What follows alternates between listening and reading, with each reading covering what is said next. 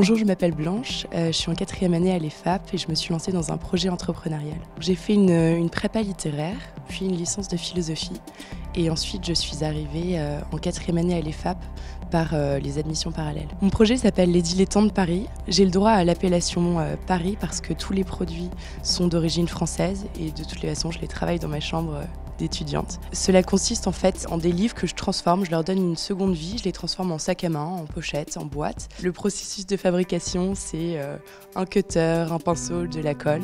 Et donc je les transforme complètement chez moi, artisanalement. J'ai réussi à garder tous les atouts d'origine du livre, donc les pages, et finalement il n'y a que l'aimant et la chaîne qui viennent le dénaturer pour en faire un sac à main, donc autre chose. Non, l'entrepreneuriat ne m'a pas fait peur, dans la mesure où je suis mon rythme. C'est-à-dire que je ne suis pas dans un modèle de start-up classique.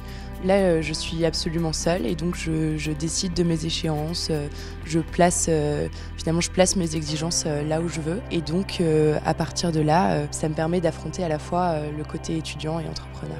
D'une certaine manière, l'école m'accompagne dans mon projet. C'est-à-dire que l'année dernière, j'ai postulé à un incubateur d'État. C'est un programme qui s'appelle Pépite, qui existe à peu près depuis 2-3 ans, et donc qui impose aux étudiants qui y sont acceptés finalement d'avoir 2 tuteurs, un praticien et un dans sa formation, que ce soit université ou école.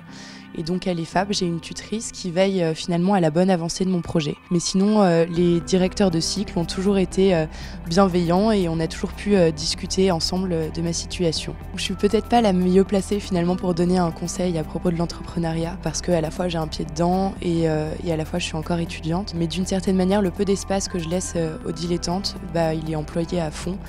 Donc sans platitude, il faut vraiment se lancer et s'engager dans ce qu'on a envie de faire, même si la place qu'on donne à l'engagement est réduite, il y a toujours quelque chose de bénéfique à en tirer. Et donc dire oui, c'est pas forcément être opportuniste.